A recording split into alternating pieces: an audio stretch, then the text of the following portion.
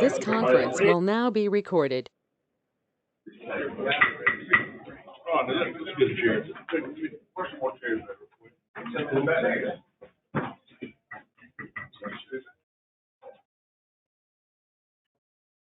This conference will now be recorded.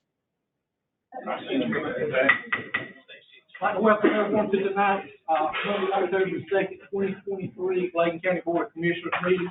This time I'd like to ask Reverend David Foster to the Bladen Baptist Association to provide our invitation. And then I'll ask guest 4-Hers Ion Thomas and Johnny Adams to lead the pledge of allegiance.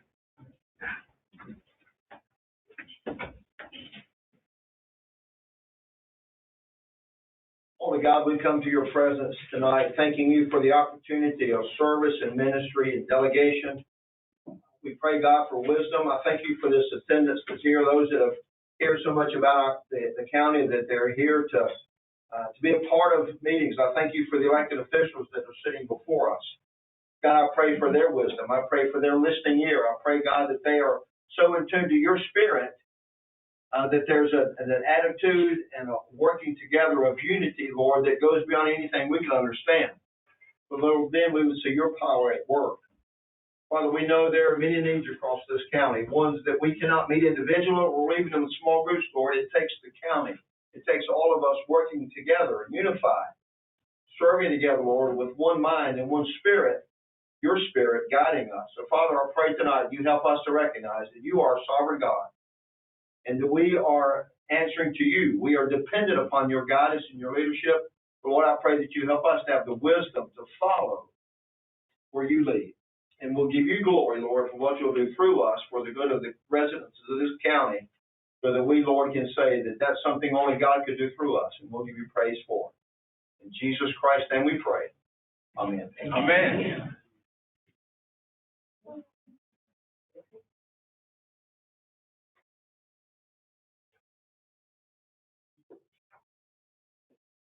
I pledge allegiance to the flag of the United States of America and to the republic for which it stands, one nation, under God, indivisible, with liberty and justice for all. Thank you, Jim. You got a pen? You got a pen to get me? You're always giving us this. I don't have a pen. You give me that. I'll give my.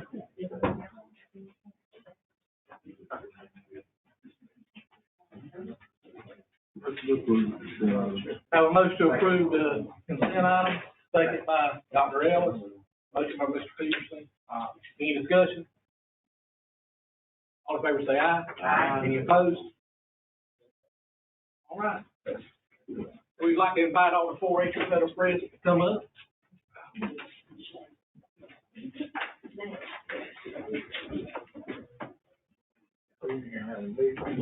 You're right here, right? 4-H week, so we want to celebrate with our 4-Hers.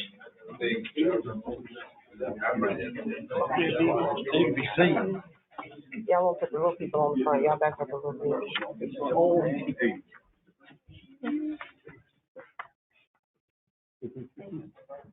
Miss Victoria, Lucy, I'm gonna turn it over to you, ma'am. Thank you. Good evening, everybody. We have two 4-H clubs here represented this evening. We have from the 4-H Down East Club, Jaleel Hayes, Johnny Adams, Jaquila Daniels, Justin Daniels, LaShawn Daniels, Chanel Daniels, Janelle Daniels, and Lyric Daniels. And Sunita Hayes back there taking pictures for us. From club, and the club leader is Miss Luella Wills. From Club Inspire, which I'm the club leader, we have two people. We have Ion Thomas, who is our president. He helped lead the pledge. And we also have Serenity Thomas, who is a member. So everyone, this is part of the 4-H club.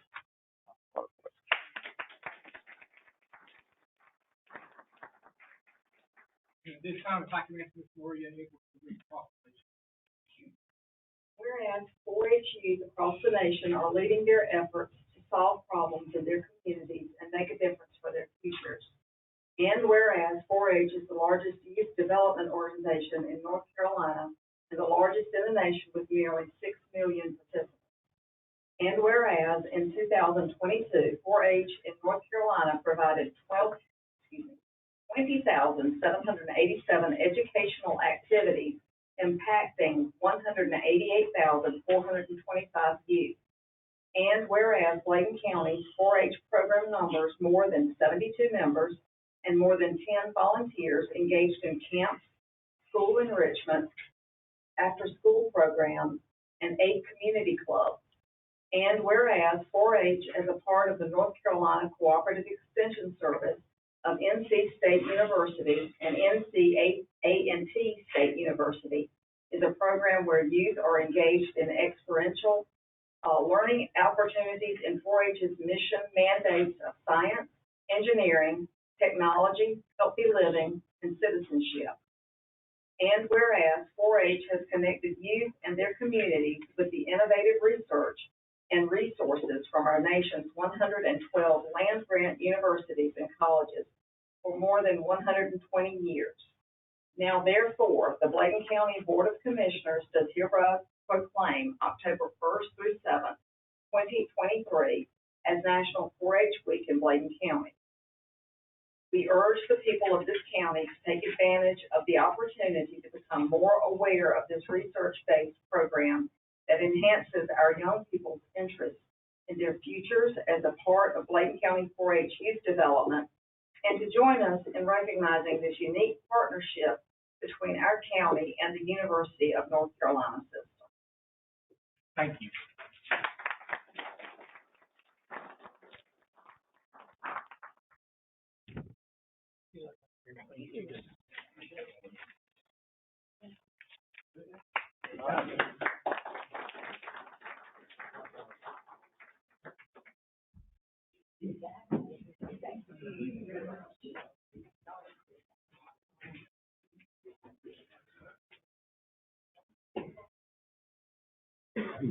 This time I declare the public hearing to receive comments regarding a fiscal year 2024-25 community transportation program application.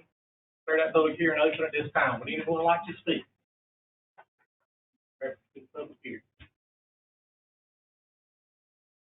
This time I declare the public hearing closed.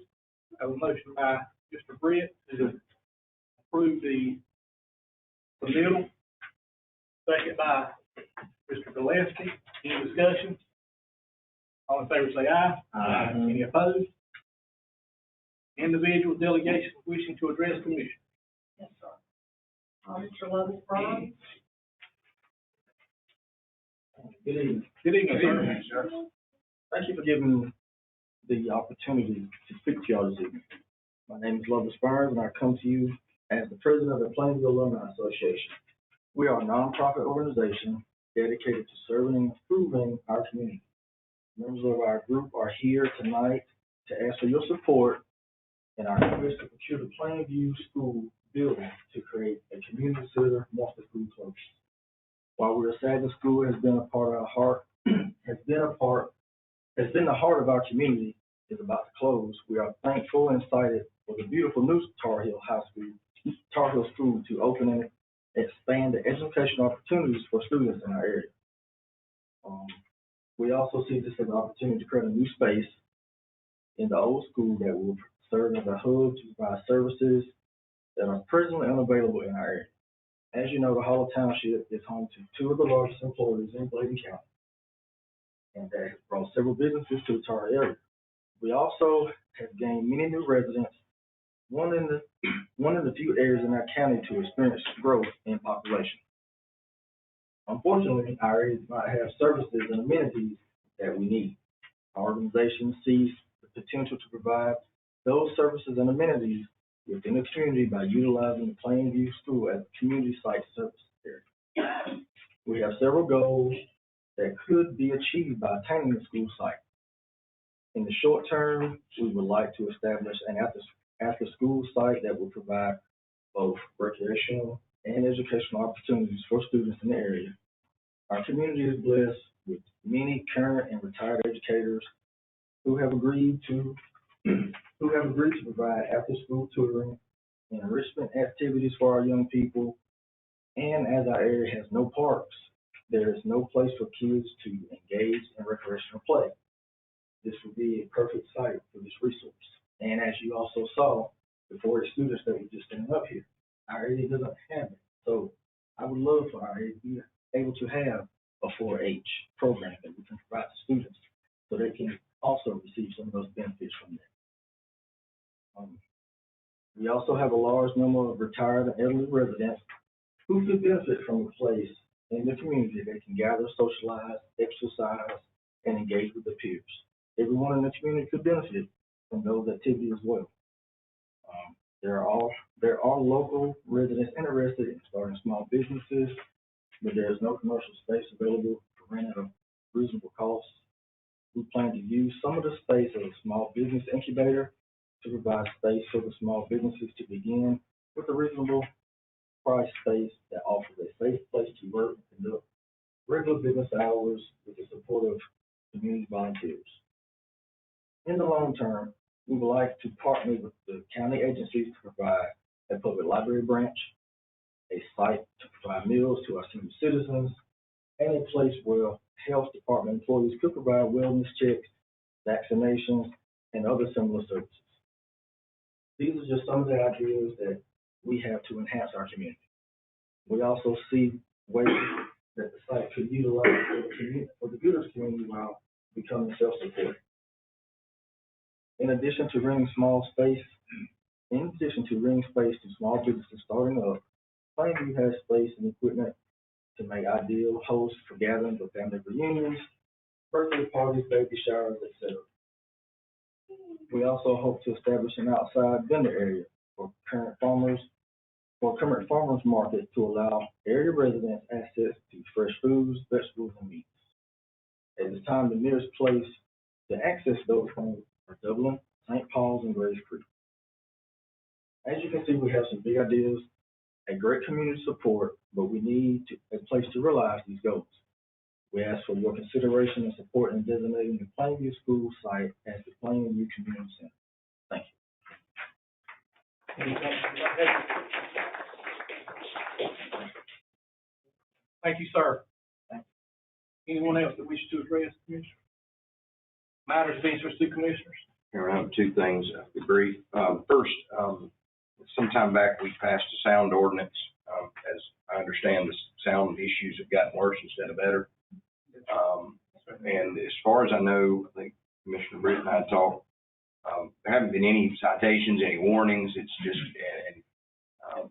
it's, whether it's loud trucks, whether it's music, whether it's, just even jake breaks. There's just, Elizabethtown especially is just almost unbearable to be down there it's almost like people just thumbing their nose at authority. And I don't know if there's anything we can do just to encourage law enforcement, take it seriously. We take speeding seriously and everything else. We need to take it seriously.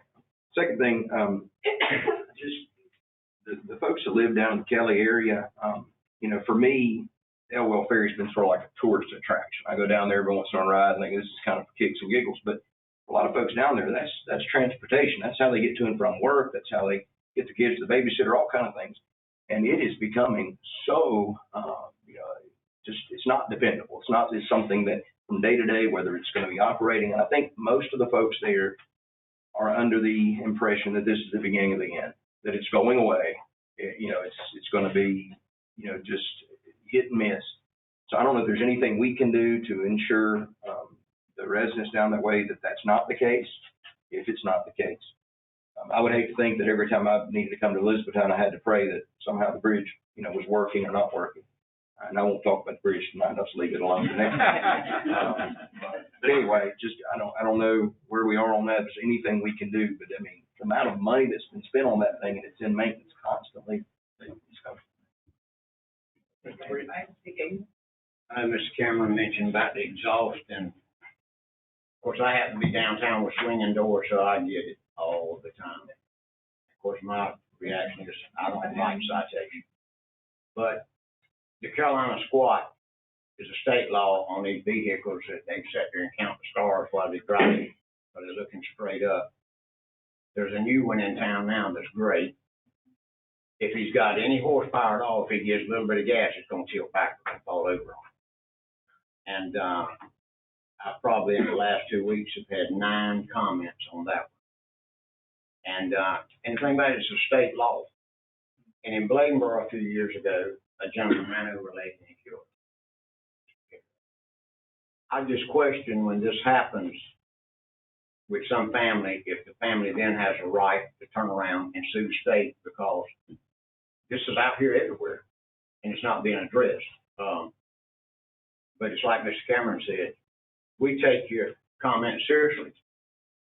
And I don't even know why this board had to even vote on exhaust when it's called improper equipment. And that's what I was told when I was a teenager.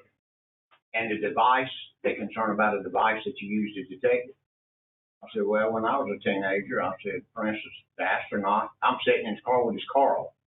Somebody pulls up and sits beside him and revs the motor when he sees the patrolman. Patrolman turns around and welcome to Mr. Eddie Sutton that's come to town in 71, a new patrolman. Cranks both vehicles up, wrote Curtis Brown the ticket. His wasn't even running. But it was improper equipment, and here's the detector they use. You better change it next week or you're going to get another ticket next week. And so I don't know what the deal is. I don't know what to tell the people, just like Mr. Cameron. I do know a group from White Lake told me that they're doing a committee thing, and they're approaching the state on the state level with the highway patrol. But there again, that's not me, that's not him, that's the people coming to us and sharing their views and concerns, and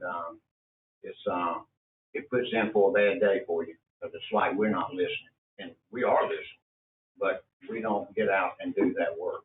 That's pretty much all I can say. Okay, I got one that I would like Mr. Martin to address, if he would. I live on the change of 87 that runs from the 41 up to the end of Industrial Park. And I know we raised the speed limit to 60 miles an hour. I'd be out there, and I have to cross that thing, and I grab it all the time. I can run 80 miles an hour, and I can't keep up with everybody coming through there. And I think we can kind of slow it down a little bit. Tell the state crews just put a little more emphasis on that. Because I've seen a motorcycle pull out over there in front of a car, then put a playing road.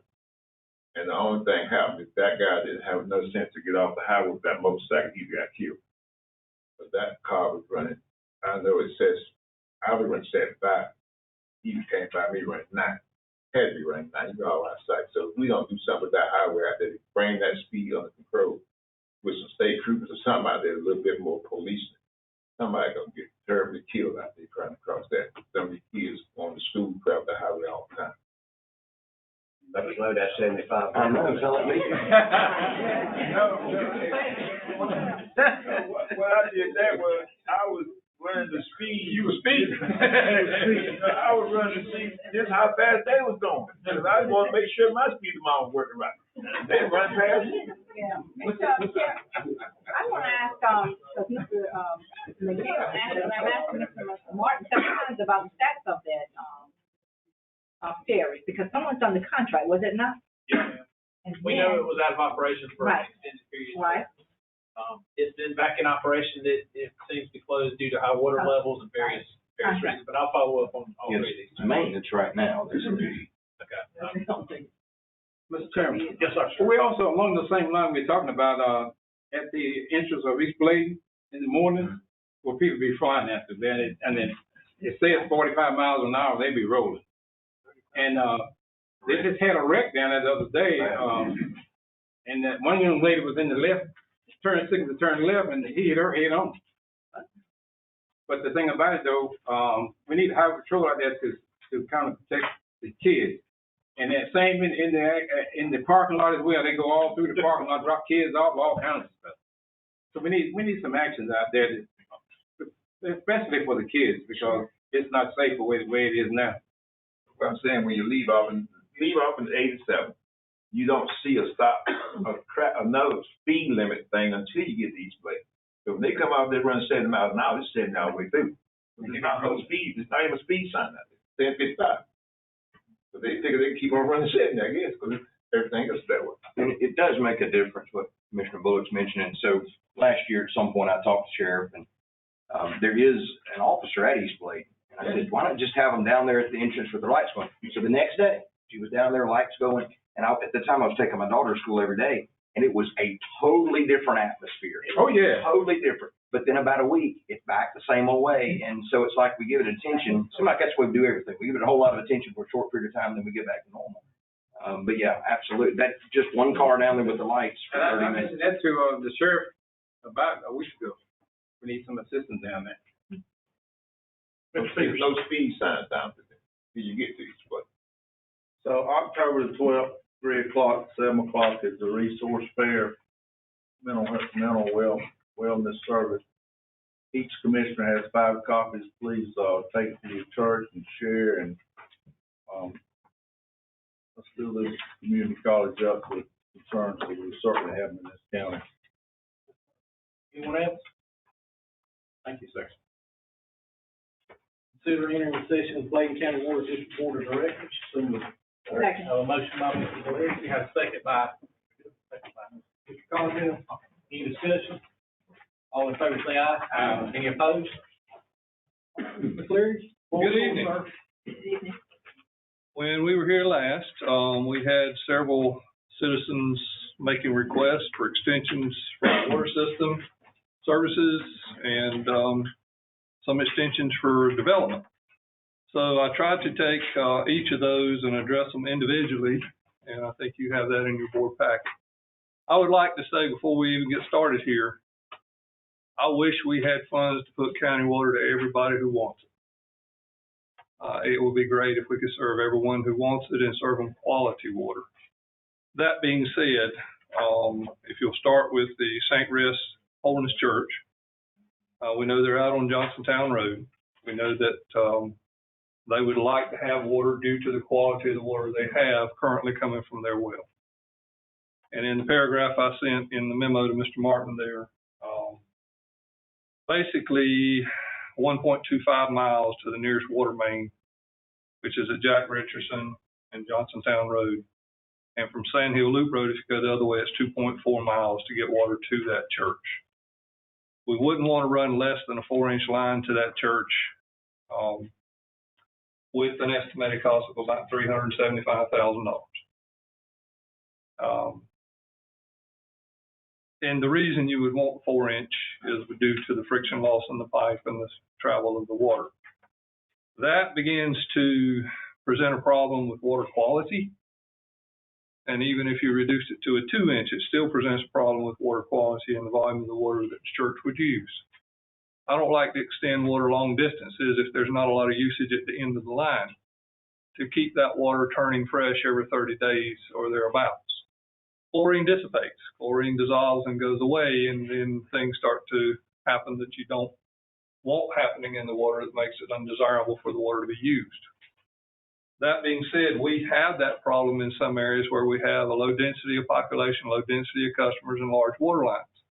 So we end up doing a lot of flushing in areas to keep the water quality up for some of our citizens. Incidentally, we probably flush off by volume about 20% of everything we produce, which is a high number, but it's necessary to keep our water quality up for our citizens.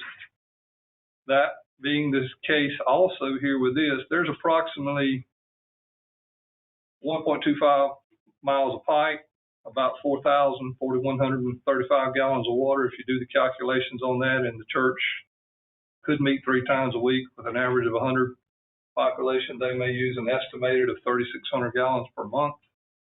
That's even less than what the pipe will store for that distance.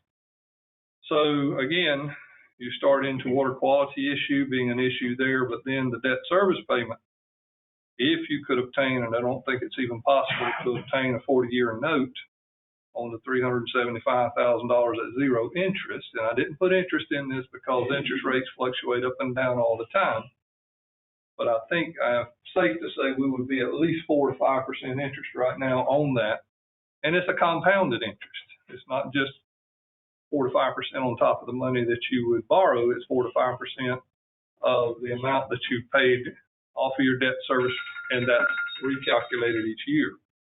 So it would take about $9,375 per year to recover that, and the church would only be using about $348 worth of water a year. So for your consideration, you got to evaluate quality of the water and the costs of the debt service to get that water line to there. I want to ask a question. I look at that figure when you were doing that, and I know the reason I want this kind of bring scenario, I know you said 1.5 miles, is I run mines, my home from a man, over a quarter of a mile. Right. Not a third of a mile. Right. And it's in a 1.5 inch line. Mm-hmm. That's not feasible for them to put that kind of water line into a church. It cuts some of the costs off if they took half a mile of it up, or some of the miles off of it with a small line. It could be, but you would only reduce the water volume out there maybe by half. What would it do with the cost of it? It wouldn't. That much to run mines down there, that's what I'm saying. Your problem with costs of trenching a water line is the cost of running that trencher down that line and laying the pipe. The difference between the cost of the pipe itself versus 2-inch versus 4-inch would only be a few dollars, but it's the actual cost of installation. You're on road shoulder, you got to meet DOT requirements. Plus, then in this, you got to have engineering, you got to do state permits. All of that goes into the cost of putting that water line on that road. It's not as simple as us just going out there and trenching a line. We have to obtain permits from the state to extend our system, and them approving it. That requires engineering design, seal, and DOT permits to get us there. So there's a lot more to it than just running a line on the private driveway to get to your home. That's the only reason I was trying to figure out. I ran a third mile, and I didn't pay that much. Right. Yes, sir. But the question I have that from the last connector to the church, are there many citizens between that? No, sir. No, sir. I've actually printed copies of the map. If you go from where we would tie in, it's a complete dead zone so far as housing. It's all forest. This is part of the Carolina Bay system out there, and it's all forest. My next question would be, could we encourage citizens to come? If we had population density there, we could, but we don't have population density. But a filtration system not work in all these churches that can't get water? That is a possibility. Filtration systems, depending on what you need to remove, would probably have to be designed to do it. Iron, manganese is kind of difficult to remove, but it can be removed. There are some treatment processes that could be added to a well to help with that situation. Yes, sir. And that would be my recommendation. Well, my son's got the same problem. Salt and all takes care of his problem. Yes, sir. It's only cost him probably $15 every 3 months. First, osmosis winter. Well, you're more into a filtration type or media to remove or sequester that iron and pull it out. Is Carolina Crossroads on Sioux Stand here, right on county water? I don't know, sir. So what you're saying is the church uses would not be high enough to exchange the water that's in the pipe, the estimated usage. Now, if they had a large volume of people and they had a lot of usage there where they could use that water every 15 to 20 days or something, the quality would probably be better. But if they're not that populated in the church population, the estimates, and these are just estimates, but it's about 3,600 gallons, 4,000 gallons a month would be all they would do. So it's for your consideration. I brought you the information and the church was requesting, so it's for your consideration. About $375,000. $375,000. Yes, sir. And how long would it be before we recovered? I think you might have said that. You wouldn't recover it in a 40-year note. 40 years. Based on what the church could pay, yeah, you wouldn't recover it in 40 years. You'd fall way short, about $9,300 a year of actually falling short that amount of money to pay the debt service. You come up short about $9,300 a year. And that's at zero interest. So we want to move on to the next one? Okay, Briar Branch. It's a little different situation in that there is some population. It's on 242. But again, the population density and the area you travel to get there, you've got a lot of dead zone before you get to some population here near the church. And by map, I've said, there's approximately 15, 16 homes that could connect on if they desire to do so to help with that. And since it's on 242 and the possibility of that, we would probably recommended to upsize that pipe to a 6-inch. However, you've got to extend 2.2 miles to get there, or 2.4 coming from the other direction. So your estimated cost is around $660,000. And then again, you get into the volume of water. A 6-inch pipe for that length would store about 17,000 gallons of water. Now, if all 16 homes along that way could connect on, there's a possibility that water exchange would be much better. But if none of those homes connected on, then the church would have to use 17,000 gallons a month to even keep the pipe clear, so we're not out there flushing off every month. But again, you're running 2.2 miles of pipe, $660,000. If the church averaged $35 a month in a water bill, and they were the only service out there, then your debt service again falls short of being met by about $9,700 per year. What's the recommended density you have? When we have designed water lines in the past, we've always used the rule of 10 homes per mile.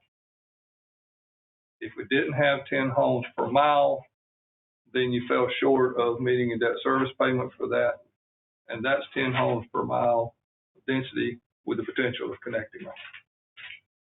So you're into another situation there where you would spend about a little over $500,000 to get out there and fall short nearly $10,000 a year of making the debt payment on a zero interest 40-year note, if that could be obtained. Okay. Could we run some kind of notification or enlightenment to the 15 homes that are out there, and encourage them to attach water? When I first got on county water, I paid a fee about 2 years before I really was attached. It came through and they notified me that it was coming through, and if I paid the fee then, it would be cheaper. Right. And so I did it, but it took me about 2 years before I really got attached. Can we run some kind of publicity to encourage those 15? Notice out and ask those folks if they're interested in connecting on the county water, and if they were, then we could bring that back to you for a decision. Let's do that then. Maybe we can help the church out by doing a publicity campaign to those 15 to 16 homes. See where they connect. Or that generate. If all of them connected, we're still in debt. Yeah, we're not big time. Yeah, well, 16 times average of $30 to $35 per month. That's $60,000 a year. I know there is one thing, maybe a slightly different on this situation, just based on talking to folks out there, and that is quite a bit of parcels of land have been purchased in that area where people supposedly are purchasing them to build. There seems to be that area is beginning to get developed a little bit, maybe a little bit more than Johnsontown Road. I'm not just, that's potential customers. We can't count on them, but there have been quite a bit of land sales out there. So you would like to send a notice out and ask those citizens, just a mailer, and ask them if they'd be interested if county water was available? It won't be way in the hole, though. But it won't be as deep with just looking at one connector though. 40-year note. If a 40 is available, that's your other thing. Yeah, I mean, you can bring the numbers back, but it ain't going to plus. I would just need a direction from Maybe you. a good idea is to contact the citizen out there and see what they really interested in. I'd rather you just come up with a number, what you think it would be, and that might take care of it. They say, well, if no one signs up, some of these, we figure, I think we kind of get some of it sitting here. I don't see how it's no matter what. Well, I kind of what I think. So he's already presented the numbers. You've already kind of made that clear. Even if everybody hooked up, we still be having, how much? We'll do that, man. About $60,000. 16, yeah, that sounds 30. About $500 a month in revenue. Sounds well. So $6,000 a year. Like $1,000 a year, we would be in the hole. No, sir, you'd be about $3,500 a year in the hole. If 6,000 was your was your revenues, you'd still be about $3,500 per year in the hole. Because in this case, with just the church alone, it was $9,750 a year shortfall. So if you could add $6,000 to your revenue, that'd still make you $3,500 in the hole. Thank you. Yes, sir. Next one was, Mr. Wilbert Hill.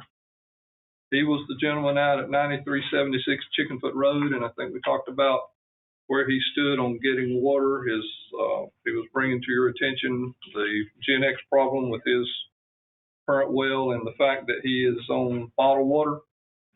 What we did find out is there is consideration to supply him water. He has been made the offer to receive water. The one thing that is holding up his request, and here is where I actually did a quote for that back in January and gave that to the Comores representative Parsons, thinking they're ready to connect him home. But he is also in a situation where he is landlocked on property behind his neighbor. He's back here, some 1,300 feet off the road, situation like yours there. But what is needed is an easement or permission from his neighbor to let them run a service down that road to get to his house. And talking with Parsons, they said they have made him aware of that 2 or 3 times. If he can obtain the easement or bring them that he has permission from the neighbor to run that line down their property, they can hook him on, and they're ready to hook him on.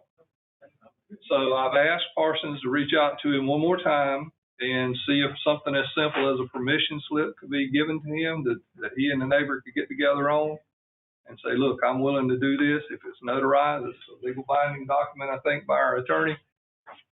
Does the neighbor have water in front of it? Does the neighbor have water in front? No, they're not connected on. But they would have to run down the side of their field along the edge of the woods to get to his house, and that's where they're asking him to get permission. If he'll obtain that permission, the Lord is ready to hook him on. How does he have easement to, because he's gonna develop several lots there, from what I understand? Not this gentleman. Not this gentleman. No, sir. Mr. Hill was the individual, the lone individual complaining about his bottled water. We'll get to that other one in just a second. He's using currently a driveway that runs along their property. And I don't know if that is a family agreement or it's just always been in use. But by the map, that driveway is clearly on the neighbor's property. And if he could just obtain a permission from them that says it's okay for him to run a water line along that road, Moore says, we'll hook him up. So that's where we are. Thank you. So they're reaching out to contact him again to let him know that they'll give him a document that he can get signed if he'll work it out with the neighbor. All right, changing up to the last one. Request for water extension on Spring Branch Road for development of 4 lots by Mr. Keating. And we talked about in here when he was speaking that he only had to go just a few hundred feet. We went out and did some measuring to provide water to all 4 lots.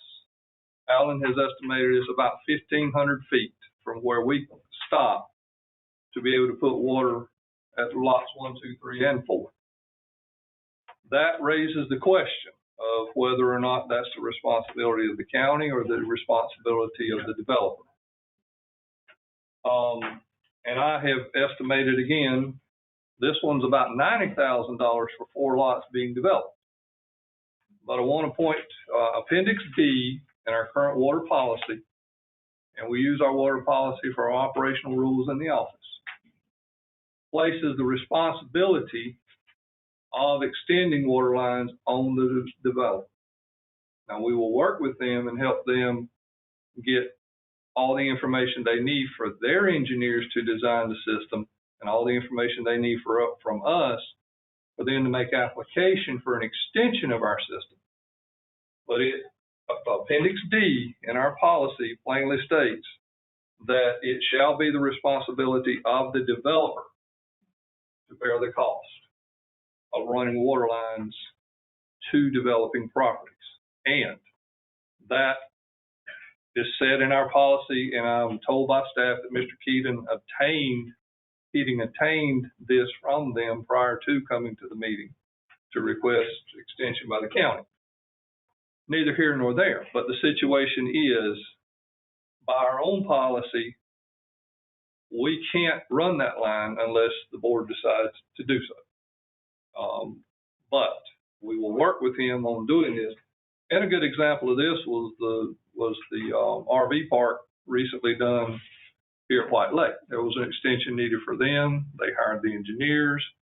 He came to us. We got him all the information he needed. They made application to the state. The line extension has been run, and the extra lines needed to develop that RV park are there. The same thing occurred not too long ago on Owen Hill Road with Oyster Ridge. There was an extension on our water system. The developer paid the cost of getting an engineer hired, designing the line, making an application to the state. We gave them the information from us. That line got extended, and now they're building homes and connecting lots. I'm trying to get some clarity. I know I had some individuals that approached me, and they was stipulating that they wanted to run water to their homes. And they had to all run it from the same place. And you would put, say you guys were willing to put 4 meters out there, but they all had to run their own private line to their house. Would that be the same as the developer following a different guideline than a homeowner? Because they have to pay for theirs to get it there. That's reason. What you're describing is where we have water line on a state road, and they have development on a private road. And we have that in several locations here, where we haven't extended up the private road, but we'll provide them a tap at the main road. And sometimes we'll have a bank of 4 or 5 meters out there that go all up into those developed areas to get water to those citizens. But we haven't extended a line on that private road, usually because of the way the easements are designed, or just the fact that it is a private easement to serve those properties. We really don't have jurisdiction to go there. The reason I'm asking the question, if a developer was to build the homes and sold the homes, and people want to tap into it, but they go to that main tap, and each one run their own individual line to it. In this case, they'd have to extend on the road shoulder down and get a DOT permit to run down the shoulder and then to their property. Where the better way to do it is to extend the line on the road shoulder, properly engineered. And the other part of this that was unspoken is we have been told that there's more lots to be developed in behind these 4. So that raises another issue when it comes to engineering. If I'm running a line for 4 lots, I may run a smaller size line, but if I'm running a line for 20 lots, I may want fire hydrants, I may want a bigger size pipe. We may want to figure out a way to loop the system so that you got water supply from 2 directions. Those all go into your engineering design to make a more efficient system, and you don't have so much flushing on dead end lines. So that's just all to consider. If he's got 4 lots he's doing now, but he's coming back with 16 more or 20 more later, we have to look at the overall engineering needed for the whole development. And that's what your policy is basically saying. Give us a plat of what you intend to do, not just on 4, but on the other 20. And then let's work together, you hiring the engineer, but let's work together on getting this designed for an extension of our system. And typically in this, once that is done, then the developer dedicates the maintenance or the ownership back to the county so that the county will own and maintain that line for him, so that he's not in the water maintenance business. We would be. I had to be talking about that. Yes, sir. And that is the case. And that is happening again now. I know some guys. Yeah. I think it'd be great maybe to have a good in-depth conversation with him. I've had a couple phone calls with him. He's very optimistic about building and doing, and even told us, he said, if I've got to pay for it, I'll pay for it. But it just means I've got to charge $25,000 more per house when I turn around and sell it. I think we spend a lot of time in meetings about how to encourage development, how to encourage growth, people to build, moderate income type housing for people to purchase. So I think maybe we should look at our policy. Is there anything we can do to make it a little more advantageous? We can't just put the bill for everybody who wants to develop it, but we also don't want to make it where they've got to jump through more hoops than it's reasonable. And if it prices the house out, beyond what somebody can afford, then we've shot ourselves in the foot. And that's typically what's gonna happen. If that developer has to spend $20,000 per lot to get water to that, he's gonna have to charge that to his buyer. But you'll agree. So we're done with these, but I got a water question to ask you. How many calls are you getting in reference to the people that's putting all the cables in? And I'm gonna tell you why I said that. I'm on a private road, just like you said, so I'm a good example. You said there's 4 lines, I think, down my road. And it's like you said, there's 4 meters here, and we run our own lines. But I question the legality with our attorney here. My line has been cut 3 times. I don't even get a note posted on my door. I got a 100-gallon hot water heater right now, we think is full of sand. I mean, this is getting a nuisance. And these people just, they don't even care. Not a courtesy. Imagine you ladies in here got a washer full of white clothes. And my wife got the picture on her phone. It's about the color of this wood with a jacuzzi tub full of water. She can take a bath, and she said, what in the world? She's running, and she goes, thank God she didn't have clothes in the laundry. And we probably have run 2,000 gallons so far and still don't have the sand out of it. The kitchen sink, I mean, taking everything loose. That seemed to help. But there's got to be some liability with these folks. And to give you another example, Bladen Office Supply right beside me. I go right out there. I said, you see that clean out right there? I said, you see that manhole over there? I said, that's about 70 feet for 50. That is their sewer line. 5 minutes of backhoe is there, and they have cut slammed through the cable lines, the sewer line. They don't fix nothing. And gone. We have had a lot of problems with it. So much so that I reached out to DOT and inquired about the permits that these guys are working under, and was given names of the engineers over the projects, and have had discussion with these engineers over the projects. And what they have conveyed to me is you have 2 or 3 large contractors working under these engineers doing these extensions, and then several other subcontractors working under them. We've had problems keeping up with locates. They've cut our mains into 3 or 4 times where we had whole neighborhoods shut off. And what they are telling us, when you have a problem with that, let us know, because it's the liability of the contractor who's doing the work to make the repairs and notify the people of what they've done. You're obviously not getting the notice that those engineers have told us they should. So we can have some more conversation with these engineers that are over these projects. But you've got two companies in here doing this. It's a courtesy note on your door. Yeah. We cut your line today, by the way, but we did put it back together. But it has been a big problem. Now, cost to you, I think there's a claims process. You can file a claim against them to recover your damages or whatever you feel like your costs are. But we're also told that will be between the customer and the company. We're not in that. That will be between the customer and the company to try and recover damage. We are at the end of the line. You said the individual that gets damage done, you call DOT? No, they'll call the company who's doing the work and file a claim through the engineering office. That's what I'm saying. Like, how did I know? The guys came through and just towed my driveway up going into my house, and they left it just that way.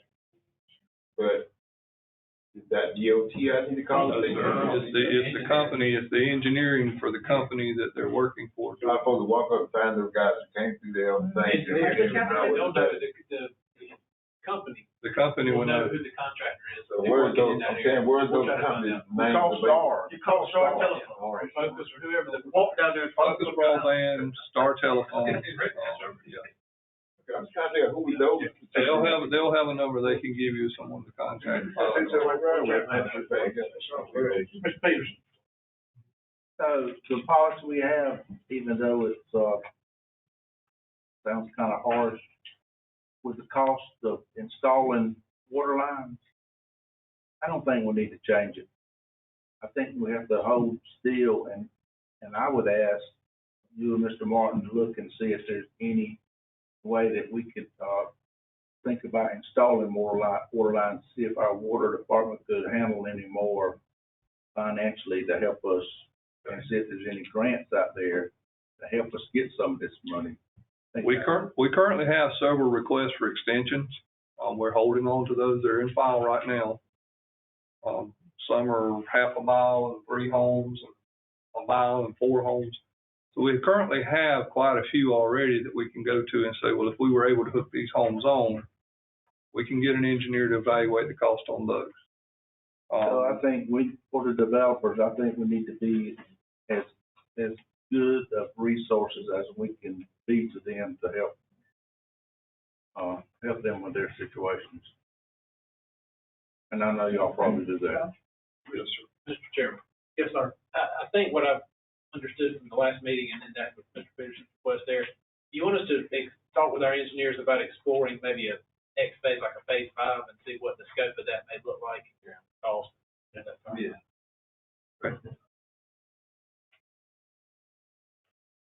I think, if I may, Mr. President, we end up doing every couple of 2 or 3 years, folks, just so you know, about $5 to $6 to $7 million water. But we try to wait for grant money and some help because our taxes is enough as is. You can't imagine if we had to pass that along to our taxpayers. It would be, everybody want to move. Do we have a listing, Mr. McClure, that a developer can look at and see where water lines are available? Because I ride through sometime and I ride a mile or 2 and I see 5 houses and no houses. The AIA grant that we just applied for or just got notice that we were funded for will let us put all of that information on GPS maps and put it on our county web tax map, our GIS system, so that any citizen could pull up and tell whether or not we have lines on those roads. We don't yet have that capability, but we're working on getting there. That's what the AIA grant was all about. Motion to exit. Second. Have a motion to exit as the Bladen County Board District Board Director, second by Mr. McGee, that's a motion by Mr. Peterson. Any discussion? All in favor, say aye. Aye. Any opposed? Thank you. Next, we have Mr. Robert Wood, our IT Director. Welcome, sir. Take the opportunity to bring to your attention, we have an opportunity to expand our cybersecurity approach, but this time it's a little bit different. Usually what we do is we react. This is going to be a proactive approach, and it's well, I looked up an interesting percentage. IBM has determined that 95% of all data breaches come from the employees. That's where your threat is. It's your employees.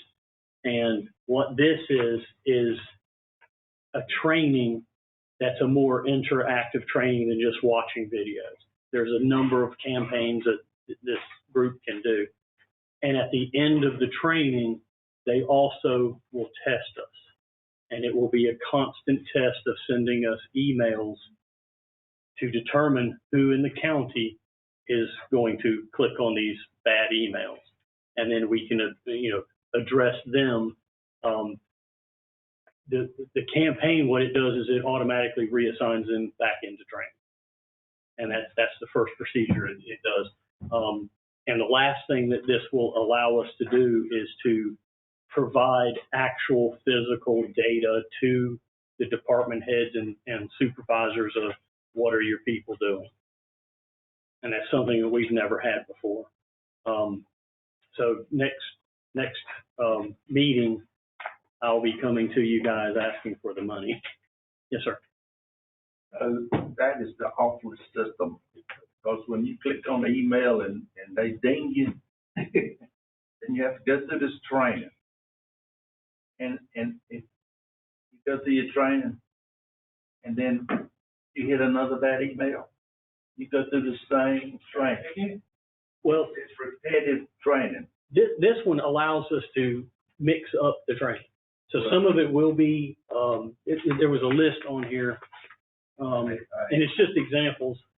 Some of it's videos, interactive modules, then games, things like that. So we can mix that up a bit, but ultimately it's at the end of it, it's going to be the reports to their supervisors. I don't know how to use the data, but it's the most aggravating thing I've ever tried to do. Time consuming. So all the training, you say it's interactive, they have to pass, doesn't have to. No, ma'am, it could be, there's a number of different campaigns that we can choose, and we can mix it up during however often we want to apply the training throughout the county. We can do videos the first time, the next time we could do games, the next time we could do interactive modules. We could mix that up. And as part of that training, I guess, within that training, is it give them, give you the option to give them multi, authentication? It shouldn't just be email, it has to be something else. It could be leaving computers on, it could be people having access to it, it can be reached because they have, shareware, anything else. Leaving your laptops in your car, things like that. Yes, ma'am. So is that part of the training as well? Yes, ma'am, as far as I know, yes. I haven't taken the training, but yeah. That's part of cybersecurity, is all of that. If an employee gets locked out or whatever, does that affect their performance? This would not lock them out. This is purely training. Okay, I was wondering, would it affect their performance on the job? The only thing that would lock them out in our current system is if they put the password in wrong. Okay, thanks. When you monitor that, will you be the only person to monitor that for confidentiality? Who be handling the actual monitoring to see what's going on? You'll have tiers of people. The IT would be in the top tier, so we'd see everything. And then it could be broken down into departments and then sub-departments within the department. So in other words, you would have the IT and admin be able to see everybody. Then you would have your department head, and then under them, they could, if they want to, they could have the supervisors then take a look at it. I was looking at the confidentiality. There ain't no confidentiality in it. So you're not really violating the right. You just checking a bad email when it comes in. That is correct. I attended during the county commissioners conference in August. I attended the cybersecurity session, and that's where I first heard about this. That was on a Friday afternoon. Well, just so happens Monday morning, Dr. Lee emailed me and said Commissioner Britt had asked her to share information about this company with me.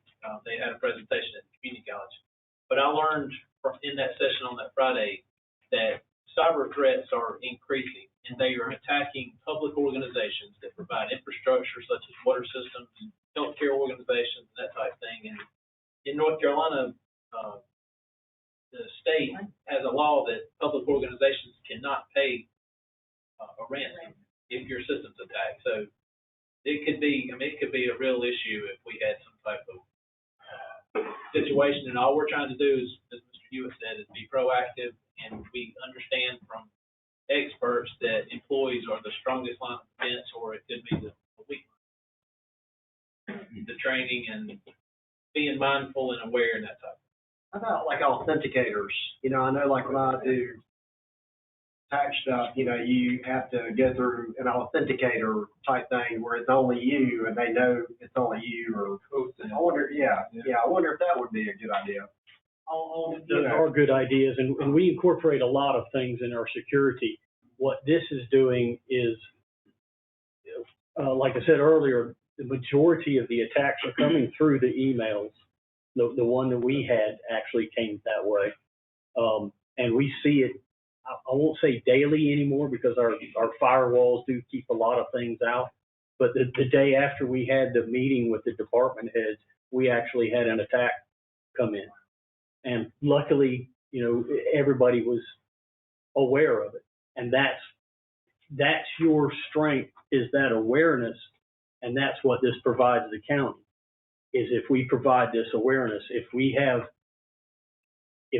15 people come in, new employees during the year, and they haven't had the training, they're not going to be the best examples of our security. I give you my personal opinion of it. Only time I get dinged is when the OB sends out that thing. But most of the time people are in such a hurry. That's what I'm saying. Most of the time I get in a hurry. But the only time I get dinged is when they shoot that false email at me. And if they don't send a false email, I ain't gonna get dinged. Like I said, I can tell you that the day after we did I brought this to the attention of the department head, and the day after, there was a real attack against the county. Those attacks are real, and we get them all the time.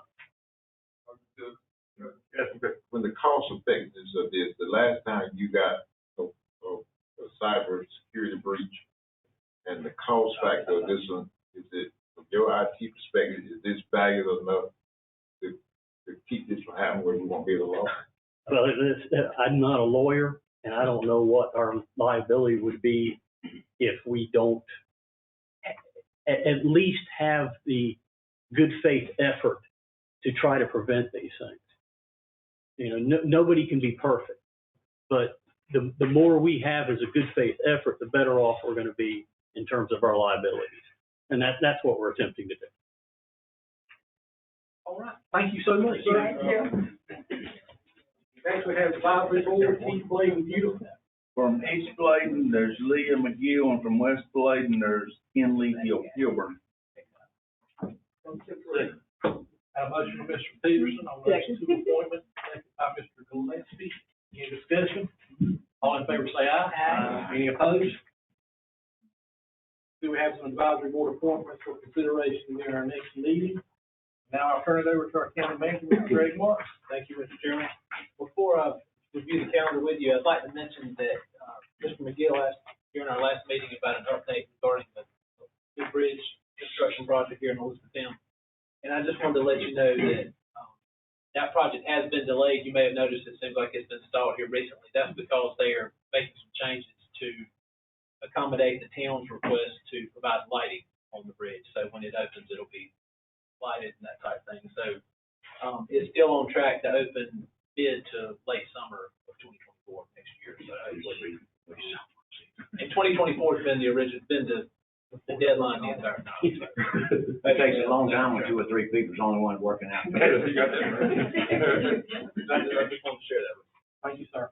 And then I'll review the calendar with you briefly. I mentioned this Thursday, the 5th at 6 p.m., the Bladen Community College Annual Foundation Dinner event will take place at Cape Fear Vineyard and Winery here in Elizabethtown. On Friday, the 6th, from 7 until 10, the Painting the Town Pink concert will take place at the Cape Fear Farmers Market here in Elizabethtown. The Health and Human Services Advisory Committee meets Monday the 9th at 5 p.m. On Tuesday the 10th at 5 p.m., the Board of Elections meets. On Thursday the 12th, from 3 until 7, Mr. Peterson's already mentioned the Behavioral Health Fair will take place at Bladen Community College. I think that's in Building 14, if I'm not mistaken. Also that evening at 7 p.m., the Fire Association meeting will take place at the Kelly Fire Department.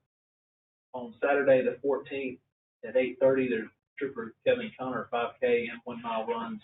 That will take place at Whitehall.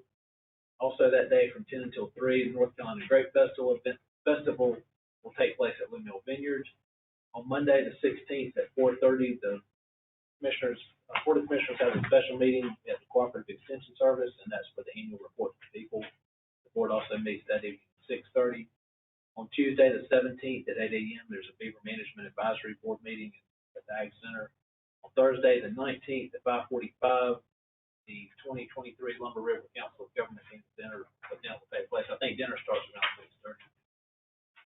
On Saturday, the 21st, from 10 until 2, the Fall Festival event will take place at Jones Lake State Park. Tuesday, the 24th, from 9:30 until 3, the Area 7 Soil and Water Conservation District regular meeting will take place at Island Station in Whitehall. Also that evening from 6:30 until 8 p.m., there's a trunk or treat event that will take place at the Bladen County Library. On Friday and Saturday, the 27th and 28th, Friday evening, and then on Saturday, the Beach Fest will take place in Lakeboro. Moving over to November, I'll just kind of hit that briefly. We have our normal board meetings and advisory board meetings. I do want to mention county offices will be closed on the 10th, that Friday, in observance of the Veterans Day holiday. Also, on the 23rd and 24th, county offices will be closed in observance of. No questions about the calendar. Moving to item D, following discussion from our meeting 2 weeks ago, we've incorporated the feedback we received related to the policy and procedures for appointments to county boards, commissions, committees, and councils. And you can see the highlighted sections that we have incorporated. And the first one just references, it says, states, in order to monitor attendance, meeting minutes, and attendance reports shall be submitted to the clerks of the board following each meeting. The intent for this requirement is to support the need for a quorum to proceed with the business of the board, commission, committee, and council. Also, there toward the bottom of page 2, we've incorporated this statement. It says the chairperson or county staff person associated with any county board, commission, committee, and council may submit appointment recommendations to the board of commissioners, which is a new business. Motion to approve, Mr. Hacker. Motion to approve on Mr. Stevenson, second on Mr. Reed, any discussion? All in favor, say aye. Aye. Any opposed? Thank you, Mr. Reed. Individual delegations which to address commissioners. Matters of interest to commission. Just on the next meeting we have, you guys, like I asked about your concerns to take the board of directors. You got in, just bring them to me that day and not trying to get about it. You have something, Mr. Reed? Briefly, I know maybe a public service announcement. We know Mr. Davis not here tonight, but a lot of folks, ambulance shows up at their house, they've dialed 911, they're demanding, I want to go to Wilmington. I want to go to Wilmington. Don't take me in. And we actually had a situation in our church where 3 different people were picked up within just a couple hours. All of them want to go to Wilmington. Of course, they're ill at me and they're all of us. So somehow to let folks know, it's not that we don't want to serve them and take them to, but we just physically cannot put all of our ambulances in another county and leave ourselves understaffed. So I think that citizens and maybe those folks here tonight share it with your friends and family, but people, it's not that we're not wanting to offer that service, but and 2 of those folks were back home in just a few hours. So obviously it wasn't that urgent of a need, but, I think people just have misconstrued ideas of why we're not doing that. So. Ms. Martin, is it not a rule that they have to go to the closest hospital? They do, or That's right. they won't get paid. That's right. Well, if it's a STEMI event, like a cardiac event or a stroke type concern, they immediately go to a hospital that has a STEMI, like Hector Valley, Hanover. Yeah. But there are exceptions being made, and that's where I think it's getting sticky, because if there's, as I understand, if there's a supervisor that happens to be, they can override it and say, take them. And so people are saying, well, how come so-and-so got to go to Wilmington and I had to go up here? So I think we got a situation there that could become very volatile. And you're talking about life and death. If somebody doesn't make it, if we take them to Wilmington, they die on the truck, and they say, why didn't they take it? If the policy's here. So that's a big deal. That's as big a deal as we have in the county. We need to be really, really careful. And Mr. Chairman, I will say this too, just that life and death kind of triggered this in my mind.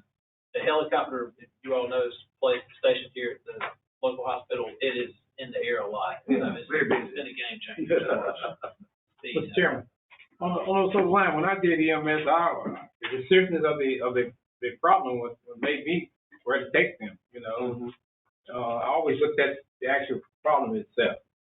A lot of times the public would get upset with you because they want to go to, like he said, Wilmington, I might take them to East Bladen. I'm not East Bladen, to Bladen County Hospital. And they would get upset with you, but you're doing what's best for them. So a lot of times they don't know what's best for them. And we have to explain it to them. I try to explain it to them why I did what.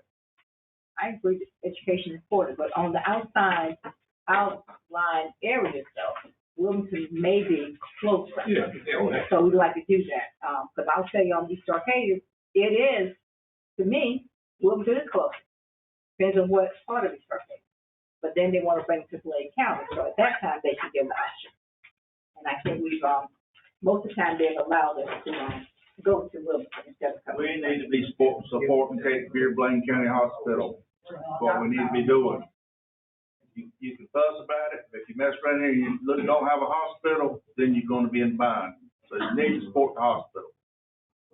Motion to adjourn. Motion to adjourn. Second by Second, Mr. Gillespie.